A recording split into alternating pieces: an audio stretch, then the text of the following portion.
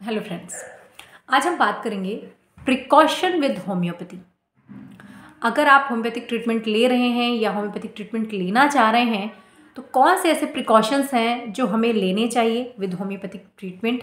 कुछ ऐसे food item हैं जो हमें बेसिकली होम्योपैथिक ट्रीटमेंट के साथ अवॉइड करना चाहिए। If you are healthy condition तो आप उसे बिल्कुल ले सकते हो, कहीं भी कोई प्रॉब्लम नहीं है। But if you are going to take homeopathic treatment and if you are taking homeopathic treatment तो आपको इन दोनों ही कंडीशन में ये दो या तीन जो भी मैं डिस्कस करने वाली हूँ फूड आइटम, इन्हें आपने नहीं लेना है, इन्हें आपने अवॉइड करना है। क्योंकि ये करते क्या है, ये बॉडी में जो हमारा इम्यून सिस्टम है ना उसमें इन्फ्लामेशन क्रिएट कर देते हैं और उस इन्फ्लामेशन की वजह से जो सफरिंग है वो तो लॉन्ग होती ही है, जो मेडिसिन का एक्शन है वो या तो स्लो हो जाता है या पूरी तरह से स्पॉइल हो जाता है।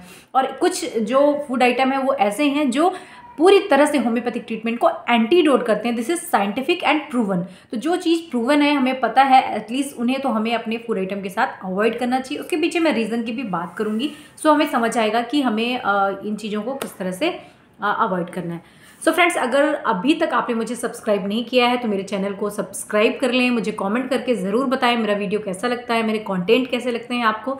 मैं डॉक्टर ज्योति तिवारी आप सभी के लिए health related and homeopathy related videos लेकर के आ रही हूँ एंड मुझे बहुत अच्छा रिस्पांस मिल रहा है आप सभी की तरफ से। सो दैट मैं एनकरेज होती हूँ कि अच्छे से अच्छा वीडियो लाया जाए और आप तक पहुँचाया जाए। सो हमारी जो अंडरस्टैंडिंग है रिलेटेड टू होम्योपैथी और हेल्थ वो बहुत इंप्रूव करें और हम अपने आप को पूरी तरह से स्वस्थ रखें। सो देखिए, सबसे पहले जो होम्योपैथिक ट्रीटमेंट के साथ है, आप सभी को पता भी होगा, आज इस बारे में बात करते हैं। पहला जो फूड है वो ये है कि आपने कॉफ़ी नहीं लेना चाहिए होम्योपैथिक ट्रीटमेंट के साथ। If you are taking homeopathic treatment तो आपने कॉफ़ी अवॉइड करना है। कॉफ़ी क्यों अवॉइड करना है? कॉफ़ी क्या करती है? कॉफ़ी हमारी जो मेडिसिन है, होम्योपैथिक मेडिसिन है, उनको एंटीडोट कर देती है। ऐसा इसका इफेक्ट देखा गया है कि जो भी होम्योपैथिक मेडिसिन हैं उनको ये एंटीडोट करती है, उनके एक्शन को पूरी तरह से ख़त्म कर देती है।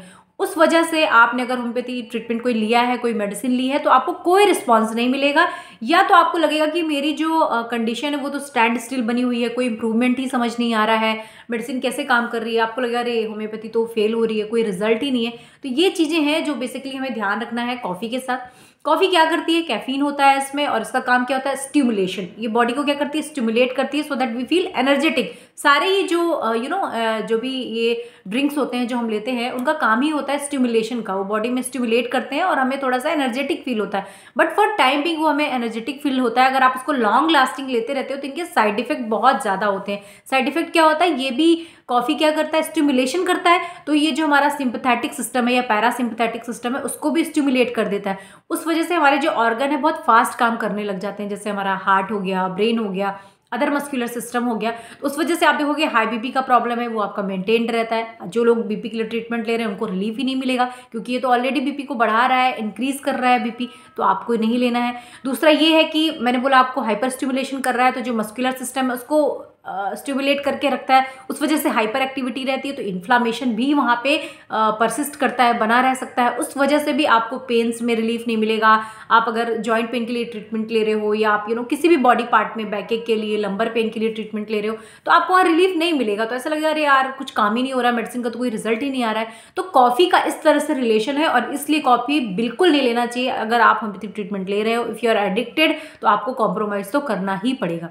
इफ़ यू आर नॉर्मल, आप नहीं ले रहे हो कोई ट्रीटमेंट या आपका ट्रीटमेंट स्टॉप हो गया है, तो you can continue your coffee, tea, whatever you are taking. But coffee के साथ तो अगर होम्योपैथी लेना चाह रहे हो तो बिल्कुल नहीं लेना है, पहली चीज़।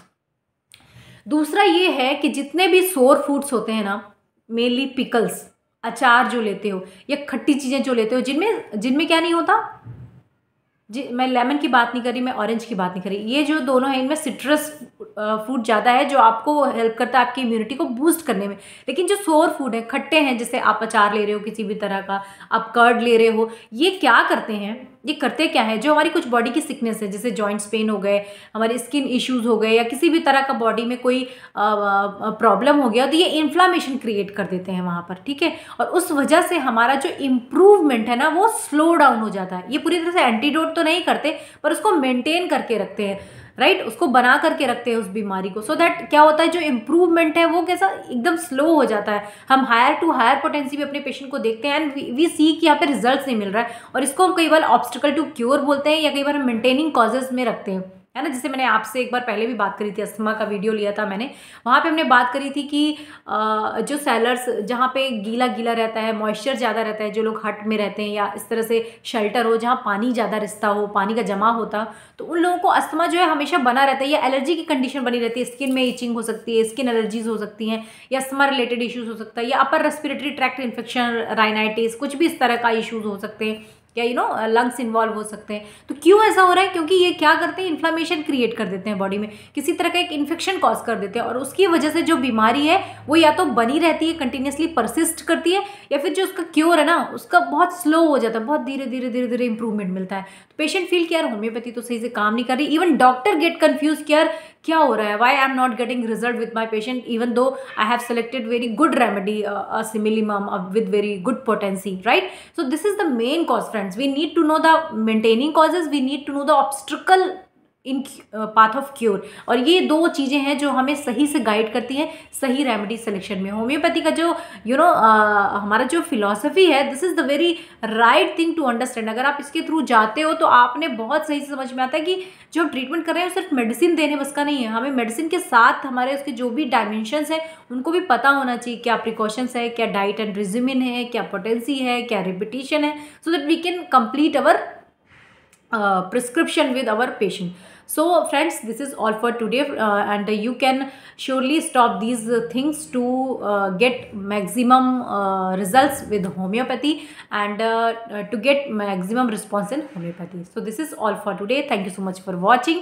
अभी तक अगर आपने मुझे सब्सक्राइब नहीं किया है तो अब तो सब्सक्राइब कर ही सकते हो। अगर वीडियो पसंद आ रहा है तो लाइक कर लीजिए, कमेंट करके ज़रूर बताइएगा वीडियो कैसा लगा, एंड आप मुझे कमेंट करके ना एक वीडियो के लिए भी बता सकते हो कि आप कौन सा वीडियो चाह रहे हो, so that I can get idea to make a new video जिसमें आप सभी को इंटरेस्ट आ रहा है और आप चाह रहे हैं।